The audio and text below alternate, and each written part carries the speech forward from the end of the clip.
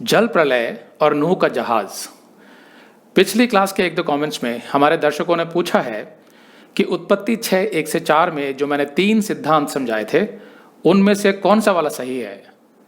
अब मैं मानता हूं कि अपने पुराने 2-3 संदेशों में मैंने केवल वही एक सिद्धांत बताया था जिसमें परमेश्वर के पुत्रों को दुष्ट स्वर्गदूत बताया गया है।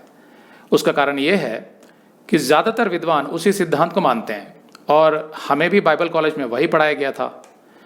फिर मेरे लिए यह टॉपिक इतना महत्वपूर्ण भी नहीं था तो मैंने इस पर ज़्यादा रिसर्च भी नहीं की। लेकिन क्योंकि पिछली क्लास में हम केवल उसी टॉपिक पर चर्चा कर रहे थे इसलिए मैंने बाकी के दोनों सिद्धांत भी समझा दिए और तीनों की कमियां और उनकी खूबियां भी बता दी। इसलिए मैंने कहा कि इसका 100% व्याख्यान किसी के पास नहीं है। आपको इनमें से जो ज़्यादा तर्कसंगत लगता है आप उसको स्वीकार कर सकते हैं। अब क्योंकि पुराना नियम इब्रानी भाषा में लिखा गया था और इब्रानी यहूदियों की भाषा थी, इसलिए इस विषय में मैंने एक यहूदी वेबसाइट से भी बात की थी, JewsForJesus.org। ये उन यहूदियों की संस्था है जो अब क्रिश्चियंस हैं। ये एक अंतर्राष्ट्रीय संस्था है, लेकिन इनके पास भी इन 4 आयतों का कोई 100% समाधान नहीं है। मैं सिर्फ इतना ही कह सकता हूं कि दुष्ट स्वर्गदूतों वाले सिद्धांत का वजन थोड़ा ज्यादा है क्योंकि 3 में से 2 सिद्धांत उनमें दुष्ट स्वर्गदूत शामिल हैं। तो अब आगे चलते हैं। उत्पत्ति 6:3 में परमेश्वर ने कहा था कि मनुष्य की आयु 120 वर्ष की होगी। तो यहां पर ज्यादातर विद्वान यही मानते हैं कि उस समय की मानव जाति के विषय में परमेश्वर कह रहा था कि वो उनको केवल 120 वर्ष का समय और देगा पापों से मन फिराने के लिए। उसके बाद वो जल प्रलय से मनुष्य को नष्ट कर देगा। उसका कारण यह था कि परमेश्वर मनुष्य के पाप को और नहीं बढ़ने देना चाहता था क्योंकि नूह के अलावा और कोई धर्मी नहीं बचा था। कुछ लोग ऐसा भी कहते हैं कि यहां परमेश्वर मनुष्य को मन फिराने के लिए 120 साल नहीं दे रहा था, बल्कि यहां परमेश्वर ने मनुष्य की आयु कम कर दी थी, ज्यादा से ज्यादा 120 साल। लेकिन इस तर्क में इतना वजन नहीं लगता क्योंकि जल प्रलय के बाद भी कई लोगों की उम्र 120 से बहुत ज्यादा थी। जैसे उत्पत्ति 11:12 से 32 में आप पढ़ेंगे, कुछ लोगों की उम्र 400 थी, कुछ की 200 इत्यादि। इब्राहिम के पिता तेरह की उम्र 205 साल की थी और इब्राहिम की 175 साल की, और ये सब प्रलय के करीब 500-600 साल बाद आए थे। तभी भी इतनी लंबी उम्र होती थी लोगों की। अब उसके बाद मनुष्य की उम्र कम क्यों होती चली गई, उसका भी एक कारण है जो मैंने समझाया हुआ अपने पहले की क्लासेस में। और उसके मुख्य कारण है जल प्रलय के बाद वातावरण और जलवायु में आए बदलाव। इसके अलावा खाने पीने के स्तर में गिरावट, मनुष्य के बढ़ते पाप की वजह से मानसिक और शारीरिक रोग, मनुष्य द्वारा पृथ्वी का नाश किया जाना इत्यादि कई कारण हैं।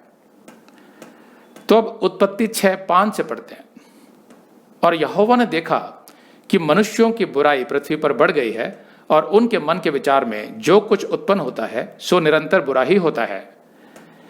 याद है परमेश्वर ने आदम और हव्वा को मना किया था कि भले और बुरे के ज्ञान के वृक्ष का फल ना खाना। क्यों मना किया था? क्योंकि परमेश्वर को पता था कि जब मनुष्य को भले और बुरे दोनों का ज्ञान हो जाएगा, मतलब उसमें संपूर्ण ज्ञान आ जाएगा, तो वो स्वयं को परमेश्वर समझने लगेगा और अपने अहंकार में वो बुराई ही को उत्पन्न करेगा। अगर आप ये संदेश पूरा देखना चाहते हैं तो आप इसे हमारे वेबसाइट hindiBiblestudy.com पर देख सकते हैं। ये वीडियो हमारे जुलाई के वीडियोस में अपलोड किया हुआ है, तो जिनके पैकेज में भी जुलाई का महीना शामिल है उनको यह वीडियो उनके माई अकाउंट में जुलाई के वीडियोस में मिल जाएगा। अगर आप हमारे वीडियो फोन पर देख रहे हैं तो अच्छी स्पीड के लिए कृपया गूगल क्रोम या मोजिला फायरफॉक्स ब्राउजर इस्तेमाल करें। तो इनको डाउनलोड करने के लिए आप प्ले स्टोर में जाएं और ऊपर गूगल क्रोम टाइप करें, फिर आप गूगल क्रोम ब्राउजर पर क्लिक करें और उसे इंस्टॉल करें। ये एकदम फ्री है।